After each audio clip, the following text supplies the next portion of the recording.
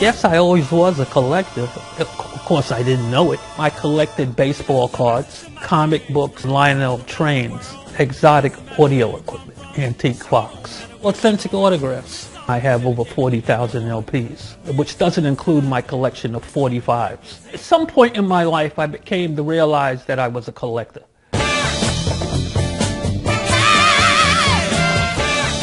My name is Eric Edwards, and I'm an African artifacts collector, and I've been collecting African art for the past 44 years of my life. I was probably about 7 or 8 years old. And my father, he knew we would experience racism, and he wanted to basically inoculate us from feeling less important or inferior than anyone else.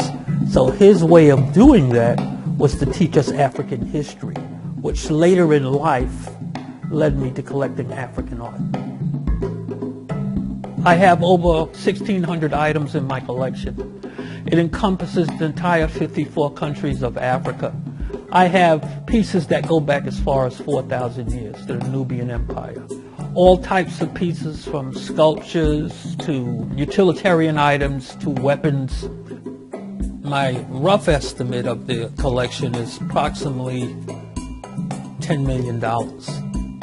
I live with my art. It's part of what gives me sustenance and direction and sanity. All the pieces that you see around here represent my psyche, if you will, and they bring me peace and tranquility no matter what's going on in the rest of the world.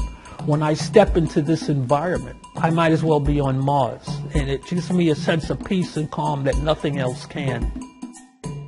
Well, my collection is very special to me, and I guess any collector would tell you that, because I know the story of each piece, and also there's an additional story that goes with them as far as what it took me to acquire the pieces. The Bamileke ceremonial helmet that actually belonged to the king in Cameroon. When this particular piece was delivered to me, a ceremony took place within my premises here, which enabled me to take possession of that piece. And this ceremony was conducted by emissaries of the king. The large palace drum I have from the Yoruba people of Yoruba land in Nigeria. It's over 7 feet tall and has over 300 individual Abeji twin figures that are carved on it. We estimate the value of that to be approximately $1 million. It will go on display, actually, at the Metropolitan Museum of Art. I'm averse to overspending for something, but if it's within my grasp or my means, and I know that's something I want, I go after it with full ferocity. My goal is to open up an African artifacts museum in Brooklyn, New York, called the Cultural Museum of African Art, and I'm in the process of that endeavor as we speak. I didn't have any kids, and my sister often tells people to this day that my children is the art, and I guess that's quite true. I feel my purpose is to protect them, and also my purpose is to put them in a place where they can be respected and be cared for by others after I leave this place. And I'm very good with that thought.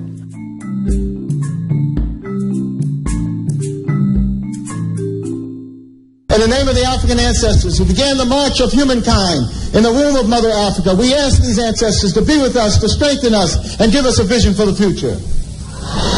In the name of the African ancestors who began the march of humankind in the womb of Mother Africa and marched down the Nile, laying the foundations for human civilization and culture, we ask these Africans to be with us, to strengthen us, and give us a vision for the future. In the name of these African ancestors who built their pyramids and their temples to their God concepts, to their principles, and to their moral values, who left us a legacy of architectural and monumental building unparalleled in the history of the world, we ask these ancestors who built the pyramids, who built the temples, to be with us, to strengthen us, and give us a vision for the future. We ask these African ancestors who took this African culture and extended it throughout Africa, building the stone cities of Zimbabwe, building the empires of the Sudan, Ghana, Mali, and Songhai, building the Swahili city-states along the east coast of Africa, and in Christian Africa, asking King Lalibela and giving him the courage to build the 12 churches of Lalibela,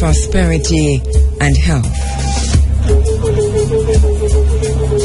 Let us unite in peace. Let us heed the call of our ancestors, and let the African spirit unite us as we attempt to continue the struggle, confident that we will conquer.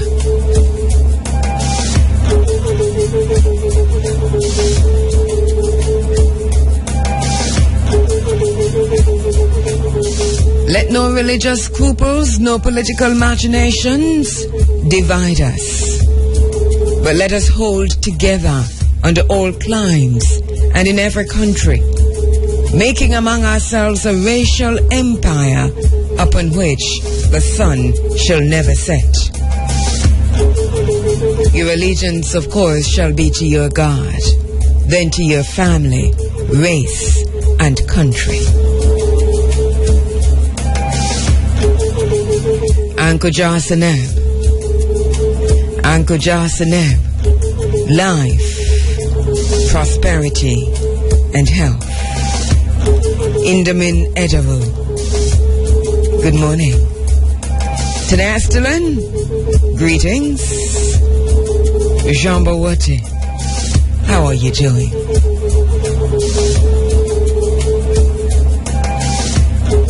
We're Africans not because we were born in Africa. We're Africans because Africa was born in us.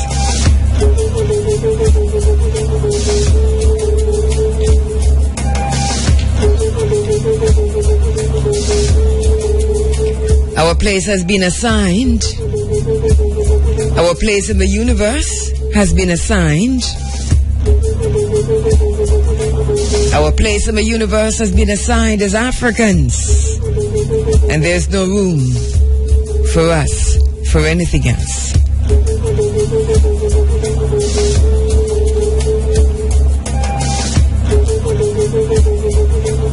Hotep. Hotep Sanot, Henna Sunu. Peace be unto you, brothers and sisters. Uhuru. Uhuru. Freedom. When your God and your Savior look like your master and your enslaver, you become the principal agent in your destruction. Uhuru. Uhuru. Uhuru.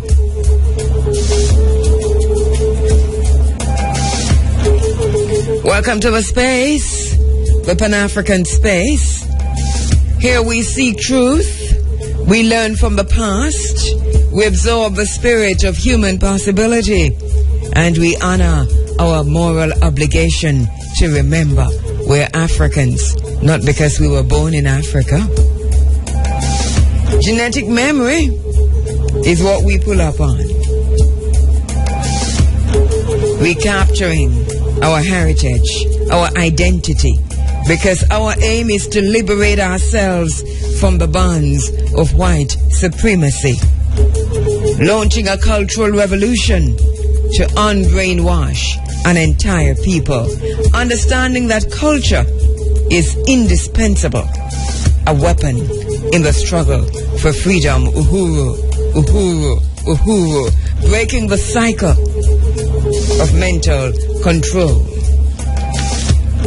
And as we've always said in this space, he who holds the land holds economic power. Uhuru. Ankuja Seneb. Welcome to the Pan-African space at 16 minutes after 6 o'clock.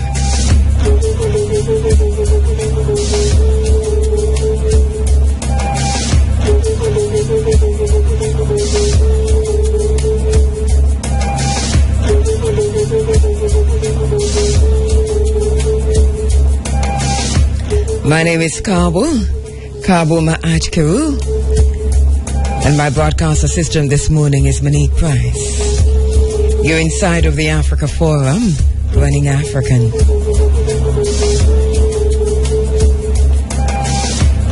Quite a bit to go through this morning. Looking at 62 years of the Cuban Revolution and the July 26 movement. talking about emancipation and the unfinished revolution. Looking at President Obama's visit to Kenya. In focus this morning, the Bureau of Standards metrology mistake, normalizing negative stereotypes, and the devastation of bauxite mining in Jamaica. The vision of this program is to reunite the African family for development. Our mission includes blazing new paths towards Africa's rendezvous with destiny, bearing witness demanding change, crafting an African-centered agenda for change and development, honoring my moral obligation to remember.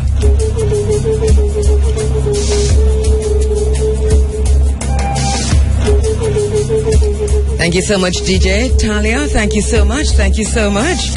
As we go through this morning, here's what we've got coming up on the program this morning. As we said before,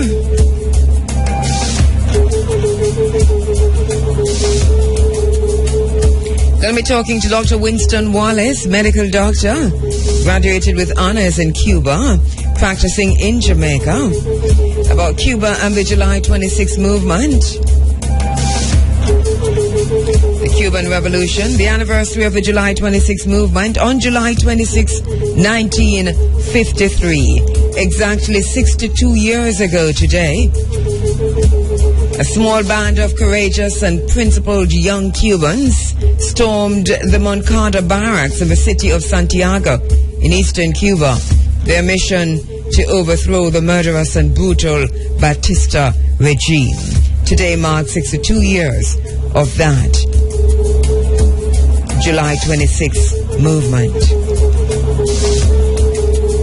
Dr. Winston Wallace joins me on the phone lines later on this morning. Also in the program this morning, as bauxite companies continue to prospect for bauxite in Jamaica, and we say he who holds the lands holds economic power. My sister Estah Figaroh joins me on the phone lines to talk about that, putting that in context, especially against the background of protest actions in parts of Jamaica over the last week regarding this very same issue.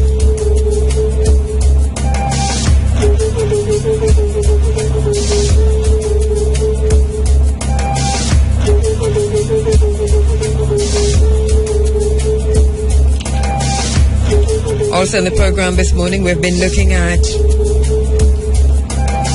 one of the flyers from the Bureau of Standards, and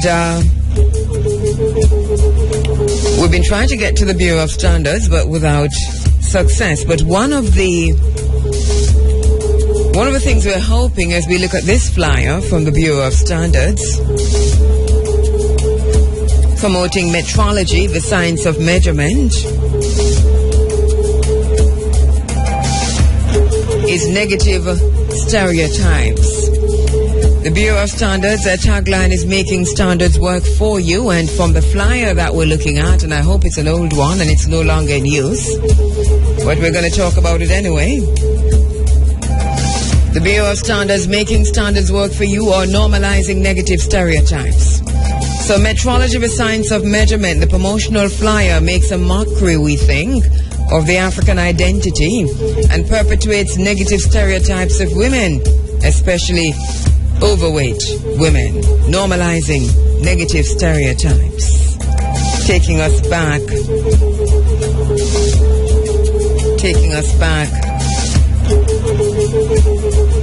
to the very same way that those racists,